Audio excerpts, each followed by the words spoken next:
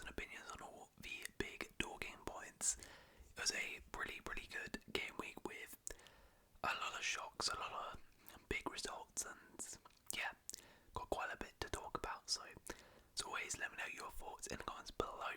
And I'll also say as well, we'll round out the Boxing Day fixtures, but let me know your thoughts. Let me know your thoughts on all the games, and hope you guys had a fantastic Christmas. Hopefully you celebrated with family and friends, your loved ones, and yeah, hope you guys had a very good festive period, and we got plenty of videos coming your way heading into the new year, so make sure you are subscribed. But anyways, let's begin with our first game. Manchester City 1, Everton 1, goals from Bernardo Silva and Iliman Ndiaye. So Manchester City yet again failed to win.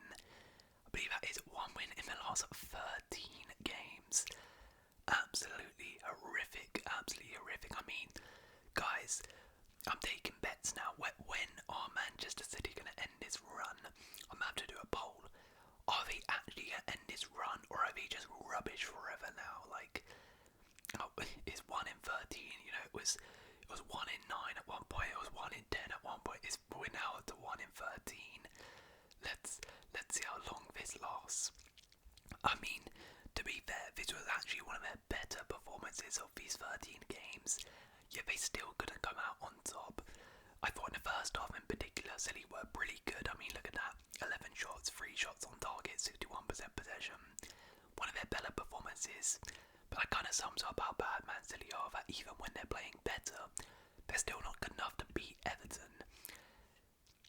The sad reality is, I was fully expecting Everton going into this game away from home against Man City to get something. I was expecting Everton to get something. I thought they would, and they did. That's the sad reality of where Manchester City are right now. Of course, the big talking point though is this man here, Erling Haaland. Well. Listen, I think me and a lot of people have not really, when we've been cooking, slandering Man City, not really said much about Erling Haaland, because I think it's a bit unfair to criticise him in this run. We all know Haaland is not some striker who's going to drop deep, draw past 2-3 and bang it in. He relies on service, he needs service. If he doesn't get service, he's not going to score. And quite frankly, in the last 13 games, he's not got any service. So I've not really been on his case and been like, oh, you're a bum.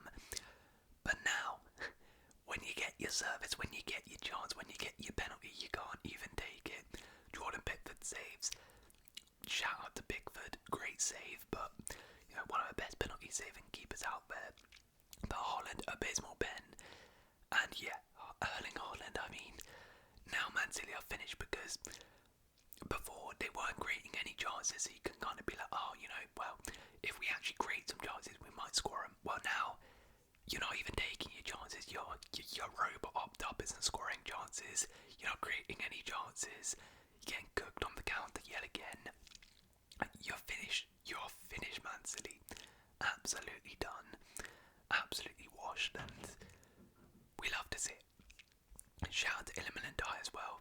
Fantastic goal, who has been absolutely sensational since joining Everton in the summer, and a hard point for Everton, who also could have won it at the end, which would have been Steens Broja, who I completely forgot played for Everton, messed up a 4v1. Well, all 4 of them did, to be honest. It's harsh to blame just Broja, but well done to Everton. Right, next up we have Bournemouth 0, Crystal Palace 0. Bit of a stalemate, boring one here. I did think Bournemouth were the better side in this one. They had a lot of chances, but could not convert. Palace also had their chances too, but again couldn't convert. There was some poor finishing on display from both teams. But yeah, as I said, Bournemouth were probably the better side in this one. 18 shots in this one, but could not really put them away. They had a chance which was cleared up the line as well, but in the end it ended up 0-0. Palace will be happy with that. They'll take a point away from home against Bournemouth. A clean sheet as well have really been hard to come by for Palace recently, because considering they lost 5-2 to Arsenal not too long ago. In their last game, they'll definitely take a 0-0 away from home at Bournemouth. Bournemouth will be really disappointed with this one. You know, these sorts of games at home to teams like Palace is the games which Bournemouth need to be winning if they want to, you know, really push for Europe, which they have a genuine chance of getting. It's all well and good beating United at Old Trafford, beating your Man Cities, your Arsenals, but these sorts of games are really the ones which are going to get you into those European spots. So Bournemouth really need to try and convert these points into 3 points if they really want to challenge high up the table. But yeah, a even display, and I think both teams will probably take the point. Right, Chelsea 1, Fulham 2. Goals on Cole Palmer, Harry Wilson, and Rodrigo Muniz. Right, before I address the elephant in the room here with Chelsea, let me talk about Fulham. Incredible display, incredible performance, fully deserved a point at least, and were absolutely sensational. I mean, Fulham were fantastic. They were fantastic. They dug in the first half where they got outplayed. They weren't amazing in the first half, but particularly the second half. Marco Silva, fantastic, went into them in the second half. And I don't know what happened in that team talk, but they were exceptional in the second half. They were by far the better team. I mean, look at that. Absolutely dominated us. So good. Marco Silva and Fulham are just having an exceptional season. I mean, showed his tactical flexibility here, went to a 5 at the back, which they haven't really played before this season, and it worked like a charm. Anthony Robertson caused all sorts of problems, so did Castagna as well. Yeah, unreal performance from Fulham. Bernard Leno as well, superb in goal, particularly in the first half when called upon, and made a late save to deny Sancho as well. Rodrigo Muniz and Harry Wilson coming off the bench to get the goals. Complete performance from Fulham.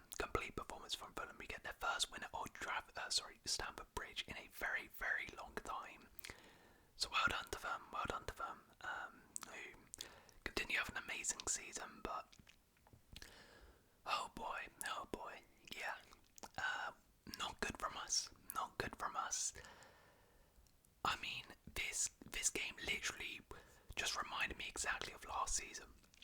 It was a Pochettino last season, typical Chelsea performance. This one, first half on top, really good display. We had plenty of chances in the first half, did not take them.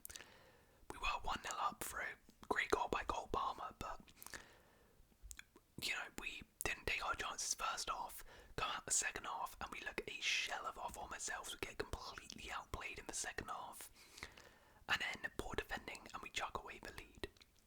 It was completely like last season. I don't know what happened. I have no idea what happened, but we completely lost control of the game in the second half, and we're outplayed. We couldn't cope defensively with Fulham, with wing-backs causing us all sorts of problems. And yeah, it was a really bad display from the team. Really bad display.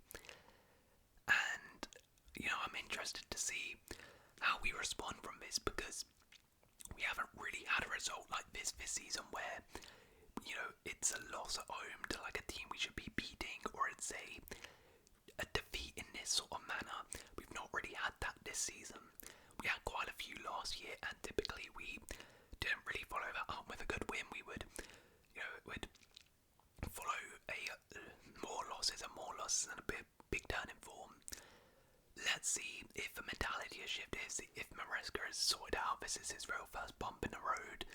Let's see if we can sort ourselves out after this result. But yeah, not good. And I mean, these sorts of games, you don't want to be challenging for a title, you got to be winning it. But I think it kind of proved that, yeah, we're not really ready to be challenging for the title. Most of us expect us not to be anyways, because of games like this. And yeah, it kind of proved it.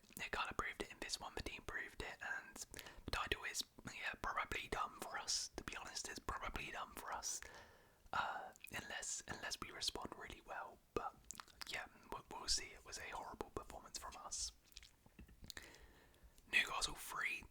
Aston Villa 0. Goals from Gordon, Isaac and Joel Linton. There was a red card for Jean Duran in this one as well. So, yeah, fantastic display from Newcastle, who win yet again. I believe that is 3 wins in a row now for Newcastle, 4 in all competitions. They are absolutely cooking right now and look well and truly back to their best. Anthony Gordon, within 2 minutes, given them the lead for an exceptional goal. And then, yeah, John Duran eventually does get the red card as well, which of course helps Newcastle, but to be honest, they were probably going to win with 11 men anyway. Newcastle were on top. Before that, causing Villa all sorts of problems. I mean, look at that, they absolutely destroyed them. And it was a comfortable night for Newcastle. Isaac, yet again on the score sheet, incredible. Joel Linton with an exceptional goal from him. Murphy hit an assist as well. Yet another fantastic display by Newcastle. Well done to them, well done to Eddie Howe, who has completely turned things around there. I am interested to see though how they do maybe against some better opposition with 11 men, because their last few results have been, Ipswich, your Leicesters, 10 men Villa. I want to see how they do against, a decent team with 11 men to see if they've truly turned the corner, but they are well and truly into European contention now after this. Villa though, really poor display, absolutely battered in this one, from start to finish. I mean, within 2 minutes already down, 10 men obviously didn't help, but I mean overall they were absolutely abysmal in this one. And yeah, not good. John Duran, been waxed lyrical about him all season, but that was a stupid red card. Really stupid one from him. Next up, Nottingham Forest 1, Spurs 0. Goals from Anthony Langer and a red card at the end for Jed Spence. And Forest, wow. Just like Newcastle, absolutely flying. I believe that is 4 wins in a row now for Forest, who keep on winning and are now firmly in the top 4 and just absolutely flying. It's absolutely unreal what's happening with Nottingham Forest right now. So good this season, and this was a typical Forest Nuno performance. Sit back, soak up the pressure, defend deep, defend really well, and then when they get the ball, quick counter-attack. They are lethal on the counter-attack, and that's how they got their goal. For a great counter-attack, great through ball by Gibbs White for Elanga, who calmly put it away. That is, 2 goals now for Elanga. Very well done for him. But yeah, Forest, exceptional. Nuno gets his get back against Spurs, defended really well, and Matt Sells, absolutely exceptional when called upon, was absolutely superb. They defended well, but it's great when you have a keeper you can rely on like Sells to mop up and make those saves. It was great. And yeah, well done to Forest, but Spurs, oh my days. I mean, it's like the same old story, like how stupid you have to be. Ange Postecoglou is probably the most brain-dead manager in the Premier League. He did it against Liverpool, he's done it again here. I said it's a typical Forest win, but it's a typical Spurs loss. Like, you're going to Forest, everyone knows they're going to defend deep, and they are one of the best at counter-attacking with the likes of Hudson-Odoi, Elanga, Gibbs White. And you still persist on playing an extremely high line, and with one pass, it was a good pass, but one pass and your defence is cut open. Are you kidding me? Absolutely pathetic tactics from Ange Postecoglou. So bad. When they did get those chances, they didn't put them away, and yeah, just so poor yet again. Doesn't adapt, doesn't change, doesn't do anything. No in-game management, nothing. And just like that guy on Football Manager, where you like create your tactic, I mean, you just start the game, and even if you're losing 6-0, you do not change it, you just leave it. Like, you have one tactics, and that's it. He does no in-game management, no flexibility, no adaptation. and Spurs' season is quickly unravelling. Southampton 0, West Ham 1, goal from Jared Bowen.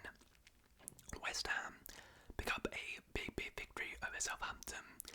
West Ham slowly picking up points under Lopetegui. Again, I've sort of been saying it in recent weeks. They've not been playing well at all, but they've been sort of grinding those results out. They did it again here. I thought Southampton were better than them and probably deserved at least a point. But West Ham, in the end, get the win. Jared Bowen yet again on the score sheet. Bowen has been absolutely superb this season. Well done to him. Although I thought the defending was really poor for that goal. Aaron Ramsdale really should have collected that. It's one of the reasons Arsenal got rid of him for David Raya, because Ramsdale's just not really that commanding figure in the box, is he? Collecting those crosses, and yeah, they were punished for that. Southampton, but Ivan Juric, his first game in charge, you could clearly see the difference from Russell Martin's who already implemented his style of play into this side. They were very sort of direct, they played very wide and then crossed the ball in. For the big man on Owachu, an absolute stinker. I mean, 8 shots in this game, 3 big chances missed. He was awful, but you could clearly see the idea was to get it wide and then cross it in. They were spamming in those crosses, so very different from Russell Martin. Carl Walker-Peters, by the way, was absolutely unbelievable. He was unbelievable when he created many chances for Onuachu, but Southampton were good in this game, I thought. Created some good chances and unfortunately left with no points, but I think it was encouraging signs for Ivan Juric, who will be really pleased with that performance. Wolves 2, Man United 0, got some Cunha and Hwang. Red card for Bruno Fernandes as well. So Ruben Amorim loses yet again for Man United, and it just keeps getting worse and worse for Man United. Wolves, Vitor Pereira, it's 2 from 2. Absolutely exceptional. 2 wins in his first 2 games, 2 clean sheets. I mean, a new manager bounce is crazy. It was a deserved victory. I mean, to be honest, I think it's like the Leicester game where Wolves were not amazing. Leicester gifted them the game and the 3 points. In this one again, United gifted Wolves the 3 points. They made it so much easier for them. Mateus Cunha scoring directly from a corner, absolutely unbelievable. And then unselfishly laid it off for Hwang to seal it. But yeah, obviously when it was 10 men, made it much easier for Wolves in this game. Completely deserved, by the way, second yellow. Completely deserved. Don't think you can argue about that. But Man United, oh my word, I mean, firstly, how are you conceding from a direct corner again? It happened versus Spurs, it's happened again. Like, seriously, absolutely abysmal. Another set piece as well. Can someone at United please sort it out? Like, the set piece is abysmal. Onana, I said Ramsdale has no presence. This guy has 0 presence, and yeah, 0 presence. And yeah, everyone for Man United was rubbish. Everyone was rubbish. Diego Dalot says he got a 7.3 here, but he was rubbish in this game as well. Basically at fault for Bruno, because his ball pass leads to Bruno trying to win it back. United, oh man, they're a mess. It's another loss for them. I think they're like 14th now, and their season's over. Their season is well and truly over, at least in terms of the league. There's no coming back. There is no coming back for Man United in the league. I think their best chance of getting anything from this season is in the Cups, Europa League and FA Cup, but they're completely done in the league because they have so much work to do to actually become a good side. So much work to do, and it's yet another loss. Then a complete clear out in January. Amram needs completely new players because they are rubbish. They are absolutely rubbish, and it's yet another loss for him and United. Liverpool 3, Leicester 1. Got some Cody Gakpo, Curtis Jones, Mo Salah, and Jordan Knight. Now, in the end, a comfortable victory for Liverpool, although Leicester actually made it very difficult for Liverpool. They took a surprise lead after 6 minutes in this one. you always did kind of feel like Liverpool were going to get the winner, were going to get the win and get a goal, and they eventually got it for a fantastic Cody Gakpo goal just before half time, which really sort of killed Leicester. I think if it maybe went in at 1-0 at half time, maybe it could have been a different story, but yeah, Liverpool come out on top. Curtis Jones with a goal. Mo Salah scored a really, really nice goal to wrap it up as well, but it's completely deserved win for Liverpool, who were fantastic in this one. A comfortable victory in the end. Some really good performances from likes of Trent, McAllister, and so Andy Robson didn't have the best game yet again, was kind of at fault for that goal, got spun far too easily at the back post. But a great performance from Liverpool, who extend their lead at the top with Chelsea dropping points, and yeah, they're looking really, really, really good right now. Really, really good. Leicester, I mean, they'll be pretty pleased though that they managed to keep the scoreline down and gave Liverpool a good go at it. I think a lot of people were expecting like 6 or 7 here, so the fact they were very competitive for that long is encouraging sign for Ruben Nistelrooy, and shout out to the goalkeeper as well. He came in instead of Danny Ward after his disaster class, and he played a good display. Right, next up we got Brighton 0, Brentford 0. Now, although this was 0-0, it was actually very entertaining 0-0. I thought both teams were very, very good and had some good chances to win it. Brighton, though, definitely the better side and could not put those chances away. I mean, look at that, 24 shots in this one, 58% possession, but we just couldn't find the back of the net, particularly in the first half. I mean, look at this, 15 shots in the first half, 6 on target, and we just could not score.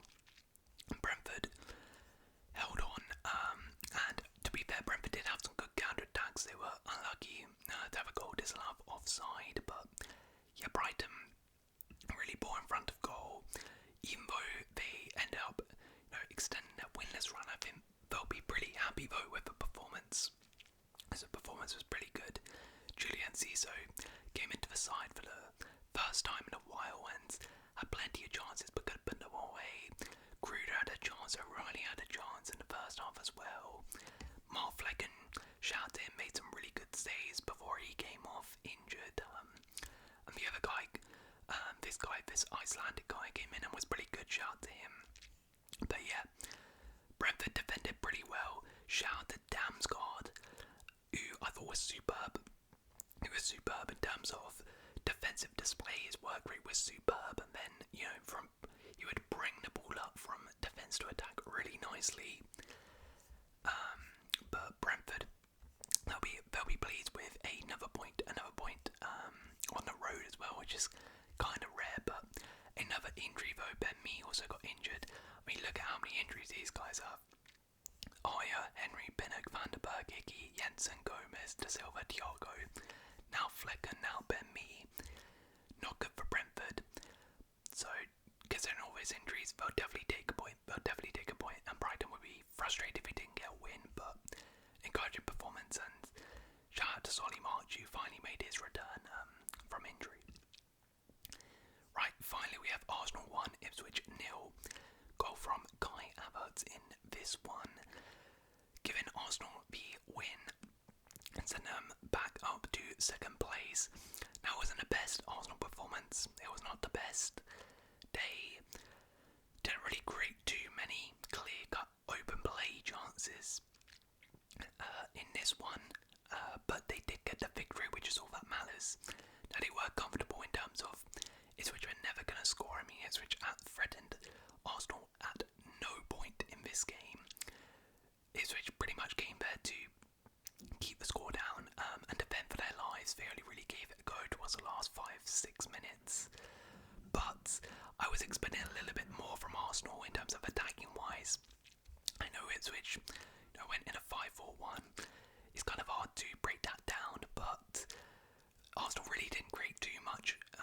Besides that Havertz goal, I think the only memorable chance I remember is a Gabriel one from a corner, which he probably should have scored.